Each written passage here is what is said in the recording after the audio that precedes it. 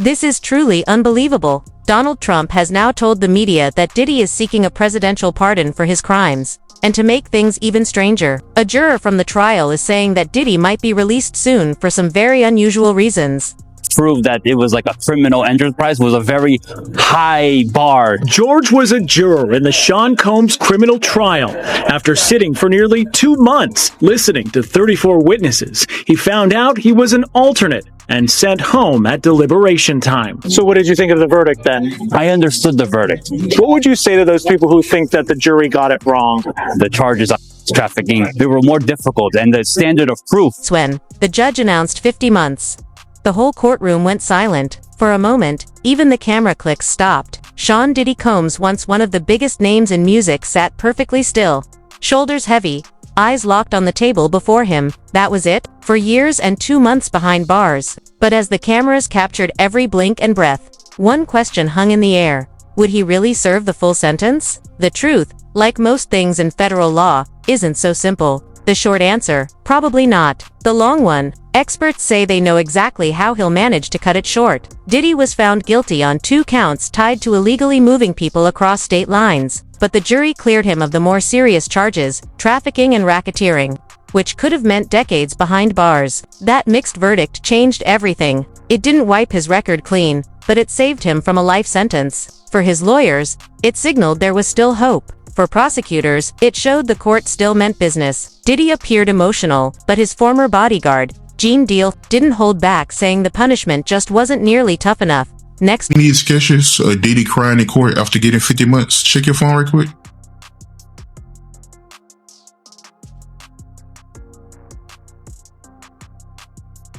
Man, looking at these pictures, Diddy in court, the artist got him, looking at these pictures with Diddy in court, bruh, the artist got him crying. The artist got a hold in his head. The artist got him dropping to his knees at the time of the verdict, crying on the chair.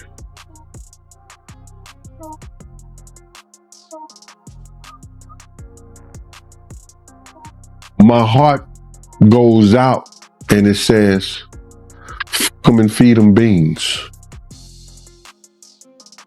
I can care less about his sadness. I can care less about him being in pain. I can care less about what he has to be faced with in court or in jail now. I don't have no remorseful feelings for him, bro. You understand? This is somebody that at one time I would have given my own life for. And to know this nigga was trying to get people to take my life because I was trying to teach them to be right by people and tell them to be right by people. I have no remorse for this dude, bro. To see him like that, I know there is a God. And you can feel all the way you want to feel about me.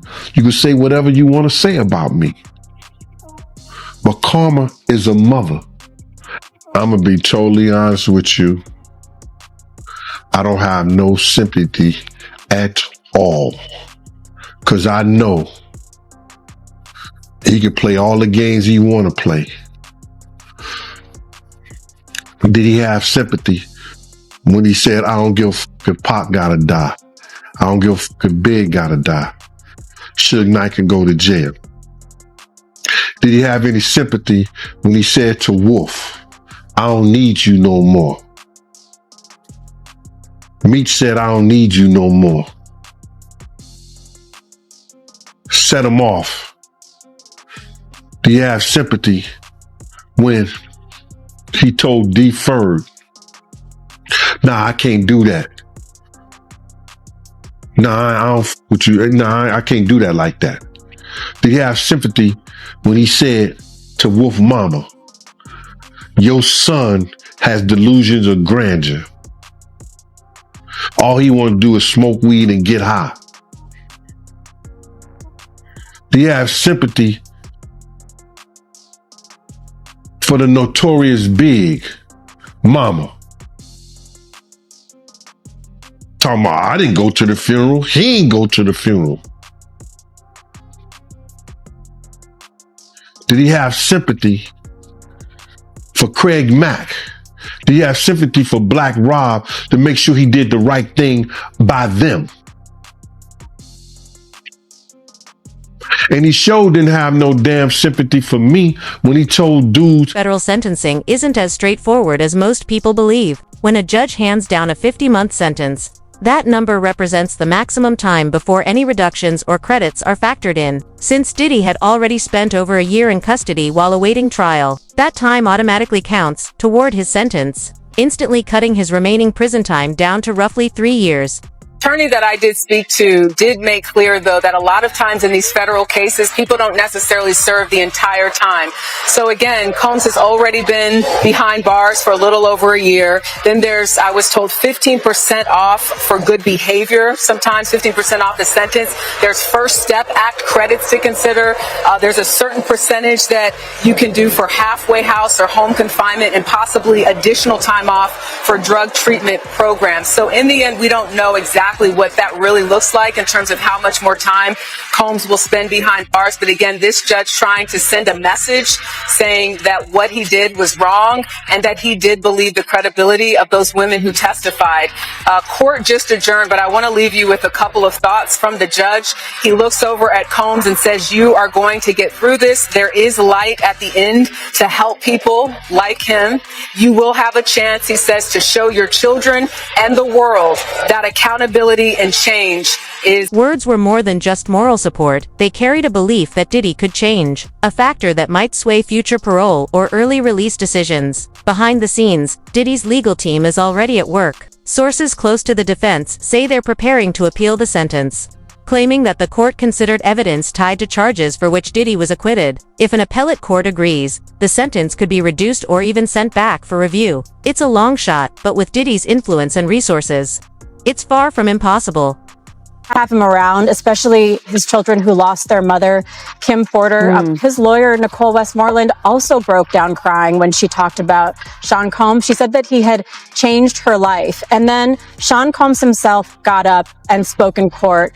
And he said that what's been really hard for him during this trial is having to be silent, not being able to speak on his own behalf. He said that his actions were disgusting, they were shameful, and they were sick.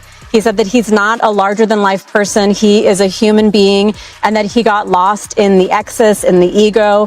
His voice was shaking. He was crying today. I saw him wiping tears from his face in court. And he ultimately said that he is humbled and he's broken. He said, I hate myself right now, before the judge and before this sentence came down. So, Katrina, prosecutors, though, they had wanted this sentence to be 11 years. What did the judge say when they actually handed this down? So, ultimately, the judge decided to give him this sentence of 50 months incarceration, 5 years of supervised release. And this is actually lower, it's significantly lower than what the prosecution wanted. That was about 11 years. And then the probationary recommendation was 7 years. Now, Sean Combs' team, they wanted only up to 14 months. So he did end up getting significantly more than that. What the judge said, though, is he began when he delivered this sentence by very warmly talking about all that Sean Combs has accomplished, the things that we heard today, how devoted he is to his family, how he broke barriers as a Black man, his entrepreneurship. But then there was this shift in tone, and he got very serious, and he ultimately said that there was just an overwhelming amount of evidence in this case. The actions that Sean Combs took against his ex-girlfriends, Cassie Ventura and a woman who went by Jane, who testified in this courtroom. Sean Combs was really hoping to potentially even walk out of that court today. His team major had actually set up a teaching engagement for him on October 6th with the hope that they were creating a plan for him when he got out of the MDC, where he has been for the last almost 13 months. And the judge judge's tone was very interesting because he began delivering this, Major, by praising Sean Combs, by talking about all of the iconic and incredible work that he's done as an entrepreneur. He said that he took into account all of these mitigating factors, his community ties, the work he's done, his family. But despite all of that, he said that the evidence was just overwhelming in this case. The violence, especially with the two women, the victims who spoke at this trial, Major. He said that for deterrence, it was important that he give a substantial sentence here to show that exploitation and violence against women are met with real accountability. And Katrina, just very quickly, explain the gap between what prosecutors were advocating for, what the defense was seeking in terms of a sentence, and where the judge ultimately landed. Absolutely. So the defense was asking for up to 14 months. Sean Combs has already spent about 13 months in the Metropolitan Detention Center, so that would have had him getting out almost immediately. What the prosecution wanted was a little bit over 11 years. The probationary report had said to give him 7 years. So the judge pointed out that he did actually go less than that recommendation. He said that he felt the prosecution's estimate was just too extreme, Major, but at the same time, the defense's was just far too short a time. Meanwhile, analysts have started crunching the numbers, taking into account time already served, potential good behavior, First Step Act credits, and eligibility for halfway house transfer. Diddy could theoretically walk free in just over 2 years. That timeline might shrink even further depending on his involvement in rehabilitation programs and any ongoing legal appeals. Public reaction has been sharply divided since the verdict, with some arguing that Diddy's fame and influence played a major role in helping him dodge a tougher sentence. Looking at speaking arrangement had any kind of effect on his sentencing? I think nothing that happened in court today played a part in Diddy's sentence. You know what I'm saying? The judge had all the evidence. The judge had that evidence that when the prosecutor brought it forth to the courts, the judge already had the evidence, bro. He have all their statements. He have all what they're gonna present in court. So anything other than the victim's personal statements that got up, the judge didn't know about. The judge didn't know what the kids were gonna say. No. The judge didn't know what the lawyers was gonna say. Their last words. But the judge had already had in his mind, because he knew that he had put up speaking engagements and all like that. He already had in his mind that that Diddy had planned to do speaking engagements because Diddy had planned to be out this week. So it may have made a difference, a somewhat difference in the judge's opinion of time. Cause I can't believe the way he started off the sentence, bruh. The way the judge started off when he spoke about the coercion and the relevant conduct, when he spoke about giving Diddy a lot of years and only came back with 50 years, he fooled everybody. 50 months. He spoke about getting Diddy a lot of years. You understand? He said this crime deserves a lot of years, but he only gave him 50 months.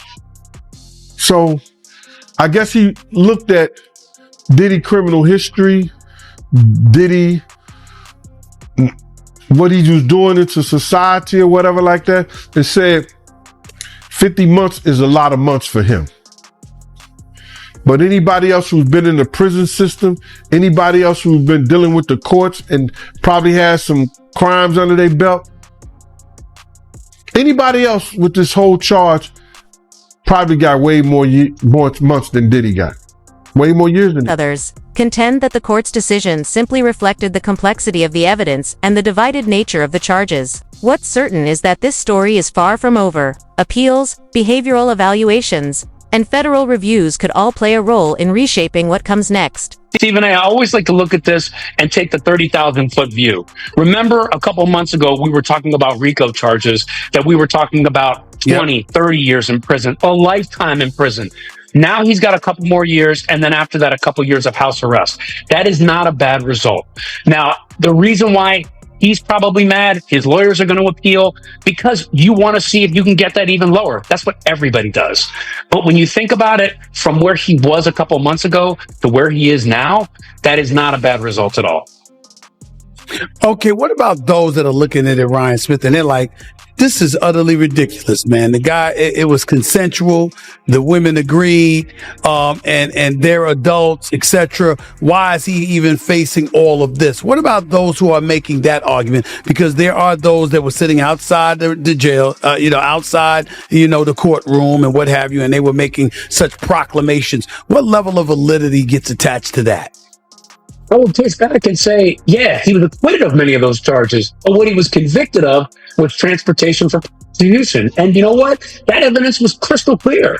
It was crystal clear that people were making calls and saying, hey, you, go from this state to this state to engage in prostitution. Go from this state to this state to do that. That's a clear violation of the law. That's exactly what prosecutors charged them of. That carried certain penalties. And for everybody, and look, I understand how people think, well, he wasn't convicted of the top charges. They're trying to get him somehow. I would just back that up and say this. There are many things in this case that he was acquitted of, most of which carried most of the time in prison. What he was convicted of was the... For now, Diddy's life looks completely different. The private jets, studio sessions, and flashing lights are gone. His days are now tightly structured, carefully monitored, and remarkably quiet. Those close to him say he's spending much of his time reading, writing, and attending counseling sessions. Some insiders claim he's focused on rebuilding himself, mentally, emotionally, and spiritually. Still, many legal experts argue that while his sentence may seem short, it doesn't represent a failure of the justice system. The judge alluded to his violence against women. And I'm saying to myself, was that a part of the charges that were leveled against him? Was that what he was convicted of? Because I don't recall that being the case. You bring up a great point. And you bring up, right there, you're giving one of the defense's arguments on appeal. They're going to argue that the judge was being a 13th juror here, and here's why. He was convicted on the he was convicted on the transportation for prostitution. He was not convicted on the coercion for sexual conduct. He was not convicted on racketeering. But the judge, I thought, made it interesting when he started bringing up statements about Jane and how Diddy's conduct was relevant to all of this in the sentence and how Diddy coerced her into these different situations. And that is part of what he wasn't convicted of. So naturally, the defense looks at that and says, oh, whoa.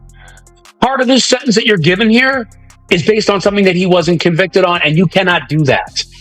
Now, what the prosecution is going to argue in all of that is say, A, the judge has discretion in what he wants to do. B, the judge is making statements about what he believes is all part of this situation. He mentioned that Diddy was no ordinary John. He mentioned that he wants to deter this kind of conduct. He mentioned that he's worried that Diddy might go and do things like this again if he just lets him off with a light sentence.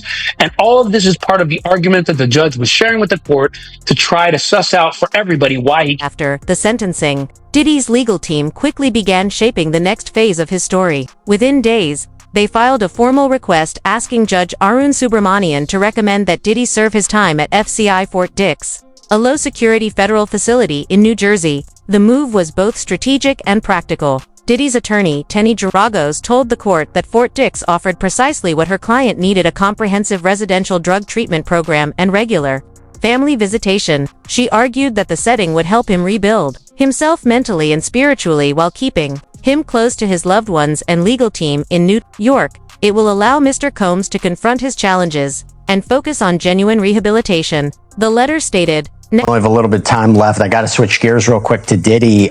So he is asked to be sent to a low security prison out in New Jersey for where he will serve his, prison term. 4 years, served already 1, so 3, maybe out in 2.5. Do you think he's going to get that request? Do you think he's going to serve it at this low security prison in New Jersey? It seems like the logical place for him to go. I mean, you've got, based on all of the factors and everything else that goes into the Bureau of Prisons, when they get the file, so to speak, they get the PSR, which is the pre-sentence report. They have a certain criteria, and a lot of that criteria has to do with geographic location, and then the severity of the sentence and the charges, all of that would tend to lean towards the placement at this New Jersey facility. So I would say on a bell curve, 80% shot. And chances he has a successful appeal, either a new trial or the sentence being adjusted? I've had this argument with his team and people not on the team, and I don't want to reveal the work product, but I will tell you my reaction to this sentence was that because the judge accepted the sentencing guidelines and then went under it, and he accepted the sentencing guidelines that probation said, which was 70 to 87, I think, but went underneath at 50, it makes the appeal on the sentence tougher.